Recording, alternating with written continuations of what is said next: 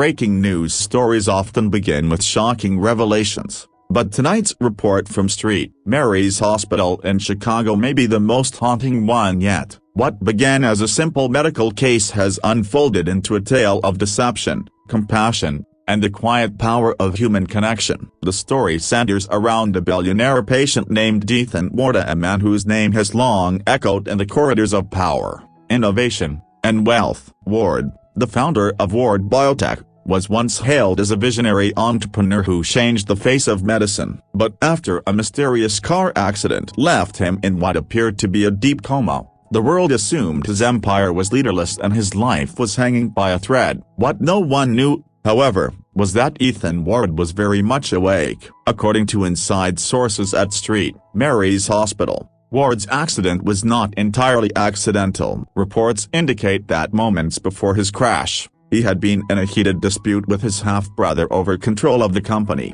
Witnesses recall seeing his vehicle lose control on a quiet downtown street, slamming into a divider before bursting into flames. Yet, despite the apparent severity, Ethan miraculously survived. He was rushed to St. Mary's, where doctors declared that while his body was intact, his brain had shut down into a state of coma. For the world, it was a tragic medical mystery. For Ethan, it was a deliberate silence. Behind closed doors, he made a decision that would shock even his closest allies. Sources close to the Ward family revealed that Ethan had chosen to pretend to remain in a coma, using his silence as a weapon to uncover the truth about those plotting against him. Every visitor, every whispered conversation in that hospital room, became a part of his investigation. Hidden beneath a mask of lifelessness, Ethan listened. He listened to the greed that seeped through his family's voices, to the manipulation of business partners who believed he was gone,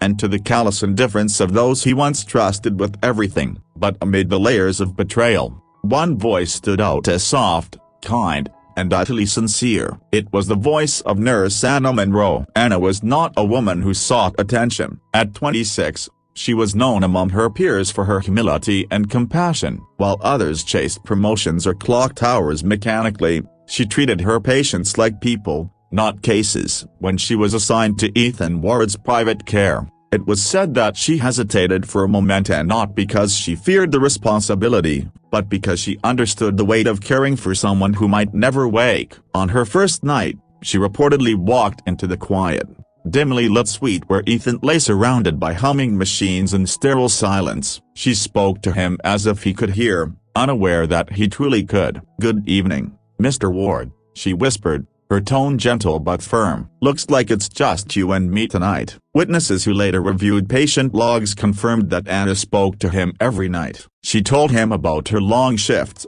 her struggles to afford her mother's medical bills, her dreams of opening a small care home for patients with no families. She didn't know her words were being heard by a man whose fortune could change her life in a heartbeat. Yet it wasn't money that Ethan thought of as he listened up. It was the purity of her kindness, the simplicity of her care. For a man surrounded by deceit, her honesty became a light in the darkness. Medical staff later reported that during her first week of night shifts, Ethan's vitals showed subtle changes, minor increases in heart rate and neural activity that coincided with her presence. Dr. Harris, the attending physician, noted these fluctuations but attributed them to random bodily responses. What he didn't realize was that beneath that still exterior, Ethan Ward's mind was active, and his heart, long numb to emotion, was slowly stirring. From a journal found later in Anna's locker, her notes reveal how she began to feel a quiet bond with her silent patient. "I don't know why," one entry reads, "but I feel like he can hear me. Sometimes I imagine he's listening, holding on, waiting for something, or maybe for someone to believe in him again." Those words would later take on new meaning when Ethan regained consciousness and confirmed that every word had reached him. But in that moment, Anna's belief was the only thing sustaining him. As days turned into weeks, her presence became his anchor. Each story she shared, each quiet laugh, each sigh in the stillness of the hospital night became part of his fragile hope. In her voice, he found humanity that wealth had never bought him. It was as if her compassion was slowly unwrapping the layers of isolation he had built around himself. What makes this story so extraordinary is not just the deception of a billionaire feigning unconsciousness, but the unspoken connection that formed in its silence. Anna's care was more than professional and it was an act of empathy that transcended the boundaries between caregiver and patient, between truth and illusion. And while the outside world moved on, speculating about Ethan Ward's empire and the future of his billion-dollar company, inside that quiet room at St. Mary's Hospital, something far more powerful was taking shape. Reports indicate that the night before his neurological readings showed their first signs of significant improvement, Anna had spoken to him about her fears. "Sometimes I wonder," she said softly, "if what I do even matters, but if you can hear me, just know I'll keep talking. I won't give up on you." Her words, recorded faintly on the room's surveillance system, would later become symbolic of the moment his body began to respond. His fingers twitched a small, nearly invisible motion, but to those who saw it, it was a miracle. Medical professionals call it the locked-in effect, a state in which the mind is awake but the body unresponsive. But for Ethan Ward,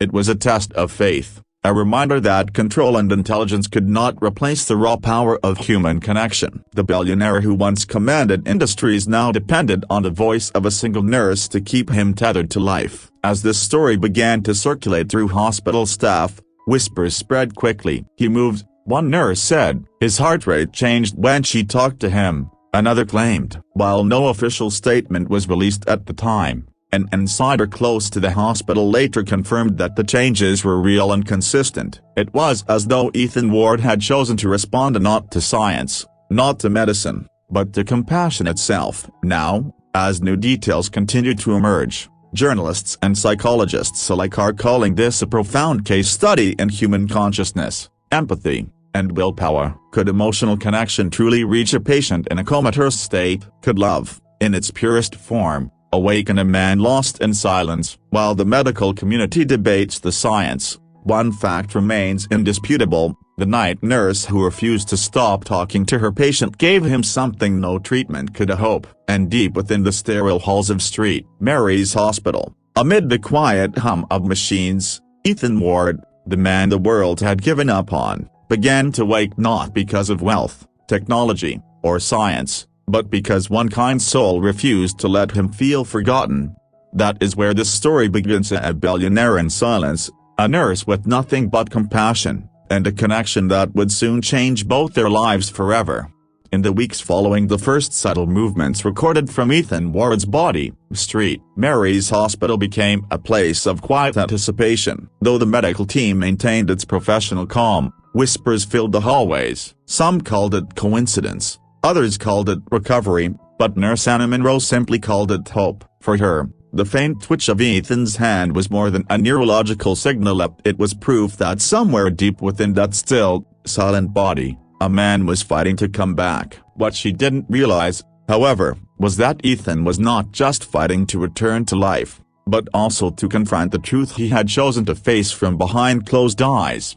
Inside his mind, every sound in the room had meaning. The soft rhythm of the heart monitor had become a kind of clock, counting the seconds of his deception. For months, Ethan had listened as voices of greed and ambition filled his hospital room, or his half-brother's smooth lies, business partners' false concern, lawyers whispering about succession plans. All of them believed he couldn't hear. They thought the empire he built was theirs to divide, that the man who created it was gone. But each day, Anna's voice reminded him of what was still human in him. She spoke without expectation, without agenda. Her conversations were about life, ordinary things like coffee too bitter to drink, the way rain changed the mood of the city, or the funny things patients sometimes said when waking from anesthesia. These were details Ethan had never paid attention to in his fast, calculated world of power. Now, they became his salvation. Hospital reports indicate that Anna's consistency and warmth coincided with steady improvements in Ethan's neural activity. Dr. Harris described it as unusual but encouraging,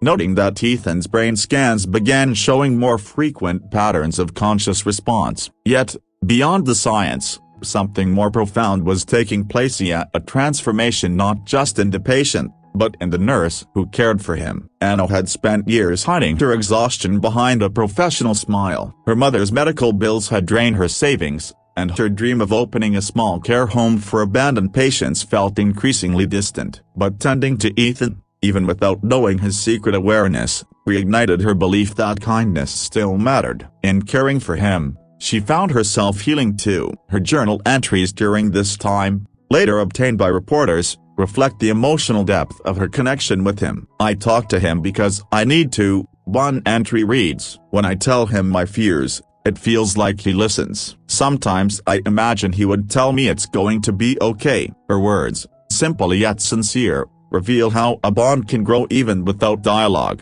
It was not about romance or fantasy, it was about the strange comfort of being seen, even by someone who could not open his eyes. Ethan, on the other hand, was overwhelmed by her honesty. Her voice reached him in a way no business associate or family member ever had. She didn't treat him as a billionaire or a symbol. She treated him as a man who mattered. As his mind regained strength, Ethan began reflecting on the choices that had brought him here.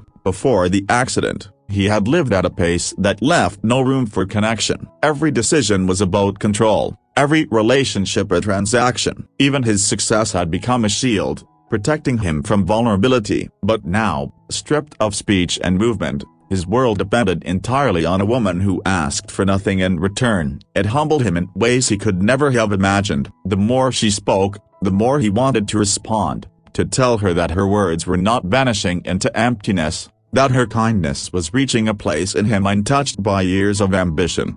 Doctors began scheduling more frequent neurological assessments as his condition seemed to improve. Each time Anna was near, Ethan's pulse and brain activity showed measurable spikes. Dr. Harris called it the Monroe effect, half in jest, but he couldn't deny the data. Emotional stimulation, he told his colleagues, could have a physiological impact on comatose patients, yet, none of them understood that this particular patient was not just reacting to what he was feeling. Each heartbeat that quickened under Anna's presence was a silent message he could not yet deliver. Meanwhile, the outside world continued to move around them. The media speculated about Ward Biotech's uncertain future. Shareholders pressured the board for new leadership, unaware that their supposedly comatose CEO was listening to every maneuver. Behind the scenes, Ethan's lawyers grew nervous. His half-brother, Andrew Ward, appeared increasingly confident, presenting himself as the rightful successor. Ethan had always suspected Andrew's involvement in the car crash,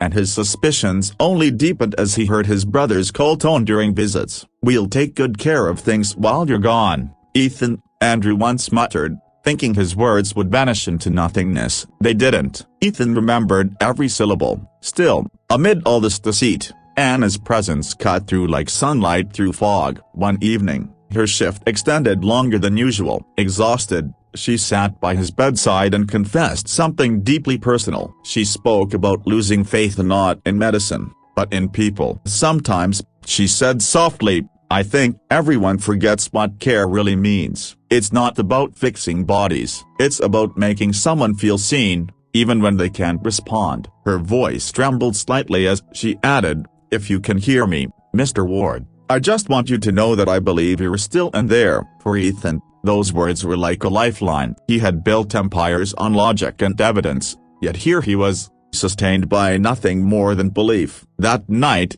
when Anna's hand brushed against his, he summoned every ounce of strength left in his body. The effort was immense, his mind screaming against the paralysis, but then it happened. His fingers twitched again. The heart monitor spiked, beeping rapidly in the stillness. Anna froze, eyes wide, as she realized what had happened. She called for Dr. Harris, who rushed in with a team. Tests were conducted, vitals rechecked, and though the doctor called it a reflex, Anna knew it wasn't. Something inside her insisted that he was fighting to communicate. What the hospital staff didn't see was the quiet emotion stirring inside Ethan. That brief moment, that smallest movement, was not about physical recovery, it was about gratitude. It was his way of telling her that her words, her faith, had reached him when nothing else could. For the first time in his life, he felt something that wasn't measured in power or wealth. He felt human connection, pure and unfiltered. Over the following days,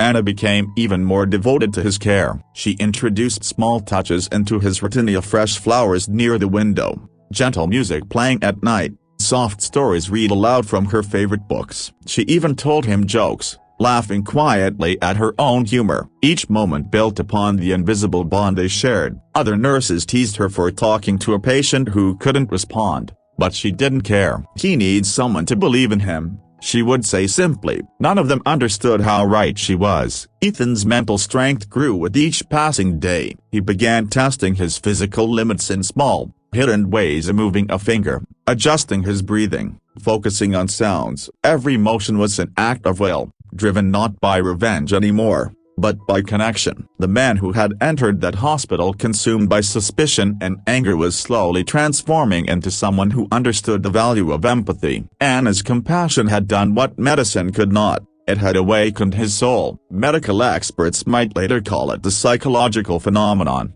but for those who witnessed it, it felt like something greater, proof that even in silence, the heart can hear what the ears cannot. In a world obsessed with wealth and control, the story of Ethan Ward and Anna Monroe was becoming a quiet revolution in humanity itself. While the hospital's machines measured vitals and doctors recorded data, something immeasurable was happening. A man rediscovering his capacity to feel, and a nurse discovering her purpose through him.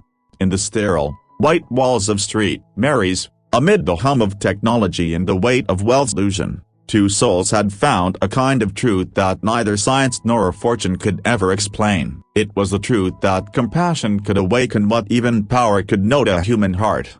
Days turned into weeks, and the sterile quiet of Ethan Ward's hospital room slowly gave way to a kind of living rhythm, machines humming softly, nurses moving with practiced care, and Anna Monroe's voice weaving life into the air with her steady presence. By now, small signs of progress had begun to surface more often. His eyelids flickered at sounds, his breathing patterns changed when Anna spoke, and once, fleetingly, his hand tightened just enough for her to notice. To the staff, these were minor neurological responses to Anna. They were signs of awakening. She began documenting everything, every twitch, every heartbeat irregularity, every subtle change, as though she were tracking the return of something sacred. Her faith in him had become almost spiritual, not born from evidence, but from an unexplainable connection she couldn't ignore. Unbeknownst to her, Ethan's mind had grown sharper, stronger, and more deliberate. He could now follow the rhythm of her speech,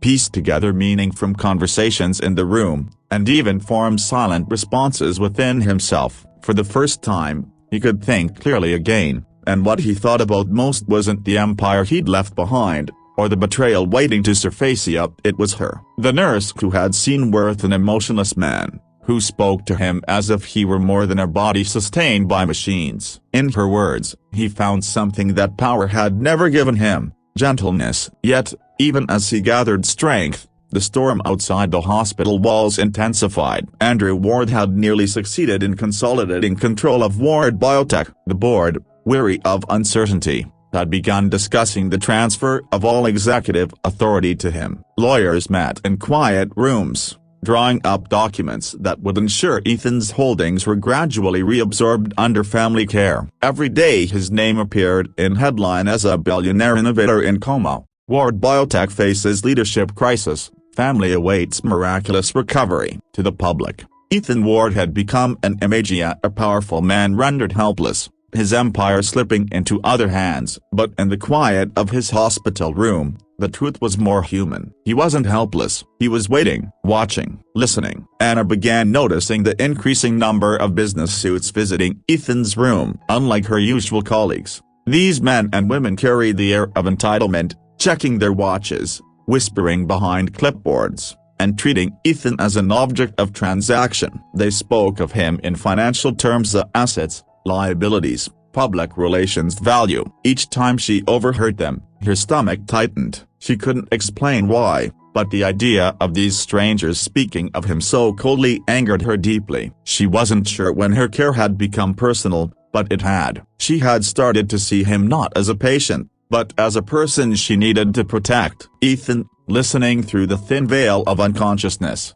felt the same. The fury he once felt toward Andrew was now joined by a powerful urge to defend Anna. He knew what kind of people these were, the kind who saw loyalty as weakness, and he knew how easily someone like Anna could be silenced if she stood in their way. His entire body ached to move, to open his eyes, to tell her to be careful, but his body still refused to obey. The frustration became his new battle. Each night when the hospital grew quiet, Anna would linger by his side, her hand resting lightly against his. She would tell him stories, sometimes about her past, sometimes about her hopes. She spoke of her mother's illness, the loneliness of working endless shifts, the small dreams that kept her going. To anyone else, it would seem one-sided. To Ethan, it was everything. He began to realize that her voice wasn't just a comfort, it was the rhythm that kept his consciousness anchored. It gave his thoughts something to cling to, something real. He began focusing all his energy on responding to her presence, willing his body to move, his eyelids to open, his voice to form a sound. And then, one late evening, it happened. As Anna adjusted his foreline, her fingers brushed against his, and his hand closed weakly, but unmistakably around hers. The shock nearly brought her to tears. She froze, eyes locked on his still face, afraid to believe what she had felt. Then she whispered his name. "Mr. Ward, can you hear me?" No response, just the faintest flicker of his eyelids. She pressed the call button, her voice trembling as she summoned Dr. Harris. The doctor came, examined him, and confirmed that it was more than a reflex. Ethan Ward was emerging from his coma. News spread quickly. The story of the billionaire's awakening was splashed across networks within hours. "Miracle at St. Mary's," one headline read. Cameras crowded outside the hospital. The board of Ward Biotech scrambled to control the narrative, while Andrew Ward maintained a public face of brotherly relief. Behind the scenes, he was anything but relieved. He had built his power on the assumption that Ethan would never return. Now, the idea of his brother waking up filled him with fear. He knew what Ethan knew: the deals, the lies, the betrayal that had almost ended in murder. Inside the hospital, Ethan's progress was slow but remarkable. Each day, his movements grew more deliberate. His first attempts to speak were hoarse and broken, but his eyes, those sharp, intelligent eyes, finally opened, and the first thing they searched for was Anna. When he saw her, tears welled in his eyes before he could stop them. She smiled, tears of her own falling freely, and whispered, "Welcome back." Those two words meant more to him than any contract or empire ever had. The recovery process was long and grueling, but Ethan's determination stunned even his doctors. Physical therapy sessions were intense, but he endured them without complaint, fueled by something deeper than pain or pride. Each time Anna entered the room, he found new strength. It wasn't love in the conventional sense yet, it was gratitude,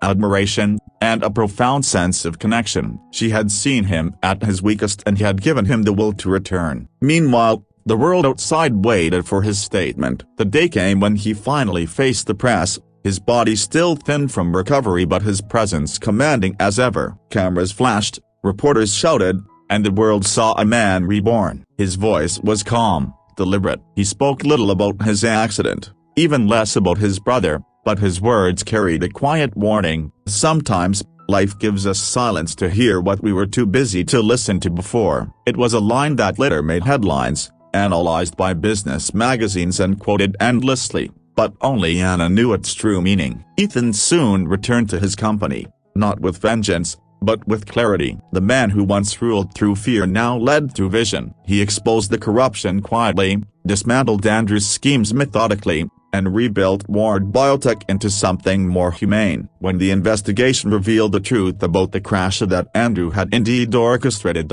Ethan didn't seek revenge. Instead, he walked away from the empire entirely, donating large portions of his wealth to medical research and patient care programs. Among his first contributions was the funding for a new recovery wing at St. Mary's, dedicated to long-term coma care. He named it the Monroe Center for Healing, in honor of the nurse who reminded him what humanity meant. Anna tried to refuse the recognition, embarrassed by the attention, but Ethan insisted. "You saved me, he told her quietly. "Not my body, my soul." Their story spread far beyond the hospital and the corporate world. It became a story about redemption, compassion, and the quiet power of human connection. Ethan Ward's journey from silence to awakening reminded millions that even the most powerful people can be humbled by kindness. And Anna Monroe's story reminded the world that healing isn't only about medicine, it's about belief. In the years that followed, they remained close. Their bond was unshakable, forged in the space between life and death, between silence and speech. And though the world would remember Ethan Ward as a man who built empires, he knew the truth. His greatest creation wasn't a company or a fortune. It was the life he rebuilt after waking, a life rooted not in power, but in the fragile, beautiful strength of the human heart.